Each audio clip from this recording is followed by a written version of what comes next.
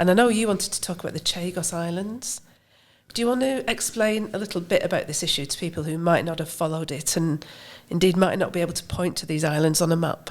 Yeah, I think this is a really interesting story. So it revolves around this idea of sovereignty and who the Chagos Islands belong to. And until this point, they belong to the UK. But Keir Starmer has announced that they will be giving the sovereignty of these islands over to Mauritius. Now, let me give a little brief explainer about the Chagos Islands.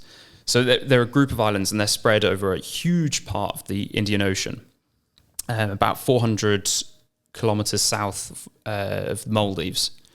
Now, originally, if we go back to the very early history of the Chagos Islands, there are stories of Maldivian fishermen that got stranded on these islands before being rescued. But really, the first people to come across them and decide to set up settlements were the French, when the French owned Mauritius, when that was a French colony. So the French, in about, I think, 1793, they set up coconut plantations using slave labour. And the sovereignty of the islands became, or got handed over to the British in 1814 officially, after the Treaty of Paris. And then the slaves were freed. Often there was a period where they became like indentured labour, basically, until about 1840. And so from 1840 until the 1960s, there was a small population of ex-slaves or people that had come over from places like India, the Seychelles, that lived on these islands. And it wasn't... That takes us up to the 60s, when the UK, along with the US, made this deal because they wanted to have a military base on an island, somewhere that was very remote and that they wouldn't have to worry about a local population. So what they did is that they exiled the population of the Chagos Islands, and these people went to the Seychelles, to Mauritius, or to the UK. Now, this is a very controversial episode, and the expulsion is that it was done in a couple of ways. So one way was that they wouldn't allow people to return, because these were remote islands. People would often visit family in Mauritius or elsewhere, and then they wouldn't be allowed to return. Then another way of doing it was to encourage them to move to a different island before then moving them on from that island afterwards. So it's a very controversial episode. Now, in the 60s, the British separated the Chagos Islands from the colony of Mauritius. So when Mauritius got its independence in 1968, that didn't include the Chagos Islands. And there was actually a settlement with Mauritius. They agreed that having independence would mean that they wouldn't have sovereignty of these islands. After they got independence, they began arguing this point that the islands really should belong to Mauritius. And that leads us up to today, when there's been a lot of court cases. The UN General Assembly ruled on it in favour of Mauritius. So did the ICJ, that's the International Court of Justice. And that takes us up to basically today, when we've seen that Keir Starmer has decided to hand them over to Mauritius.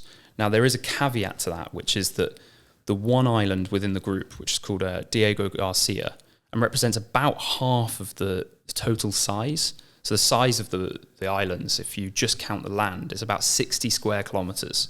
So it's really not very big at all. Diego Garcia is about 30 square kilometres, so it represents about half the size. It's the only real substantial island. Now, that will be leased back to the UK and the US, so that this military base, which is on the island, can be kept under US-UK control. That's where we are today. Does that make sense? Yes, and it's kind of come out of nowhere, this, though. I think that's the most surprising thing, that this doesn't seem to have been discussed in Parliament. Nobody seems to have talked to the Chagosians about this. And is the government kind of overstepping its authority here? So it's something that was on my radar, because I'm a bit nerdy and I'm very interested in these geopolitical issues. But it is something that has recently, just in the last couple of years, sort of boiled over. James Cleverly, as Foreign Secretary, began negotiations with Mauritius state. And one criticism from opposing politicians now on the conservative side of the parliament is that the Chagosians haven't been consulted, and these Chagosians now number in the maybe 3,000 roughly. At the time when they were expelled, so this was 1966 is the last sort of clear figure of how many were there. There were 924 spread over 3 different islands: Diego Garcia, an island in the Perosh Banyosh Atoll, and an island in the Solomon Islands Atoll. So these are really far apart, very remote. Now, the population of the Chagosians haven't been consulted, and some of them are pleased with this from all accounts, and some of them are quite upset that they haven't been asked about what they think, because Mauritius says that they will make an attempt to let Chagosians move back to these islands, but there's no certainty in that happening. So what happens next? Is there no international bodies interested in this? It feels odd that this has just all happened between the UK and Mauritius. Well, it really comes down to, when you look into it, it's an issue about international law, and people quote international law as being the supreme thing. International law says this, but really it's just a collection of countries deciding on things. So, for example, the UN General Assembly ruled that the Chagos Islands should belong to Mauritius. Now, there are many, many rulings that the General Assembly have made that have just been ignored time and time again, and I can give you examples from the US, China, Russia, all ignoring them. And it's the same with the ICJ. So the ICJ can make binding rulings or non-binding. And this is International Court of Justice. Exactly, yeah. And this is a non-binding, it's just an advisory ruling that they should be given to Mauritius. And one might say, well, the inhabitants of these islands, because I think we all would agree that we should speak to the local population, even though they've been exiled, there still exists a small population of Chagosians in the UK, Seychelles and Mauritius, and generally they descend from Mauritian slaves. The thing is that Mauritius is a really long way from these islands, and as an independent country has never held sovereignty over the islands. That was only when it belonged to France and then the UK. So it is a complicated thing, and I don't think we should just say, well, the other countries say that we should give them back and therefore we should. I think it's a more nuanced thing than that. I mean, for example, that Mauritius is not even the nearest country to the Chagos Islands. So the nearest country would be the Maldives, then Sri Lanka, then India, then the Seychelles. And Mauritius is further away from the Chagos Islands than Russia is from the UK. So it puts into perspective how big this area is, and how it's not necessarily clear-cut that Mauritius should hold sovereignty. A lot of people seem to be celebrating this as a kind of end of empire. It doesn't sound like you think that it's something to celebrate necessarily.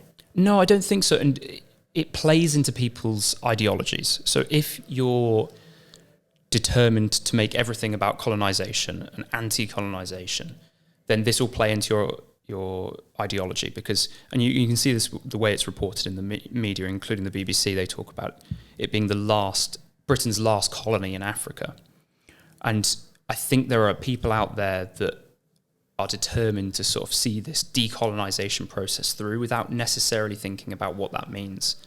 I'm certainly somebody that doesn't celebrate the British Empire because it did a lot of bad stuff.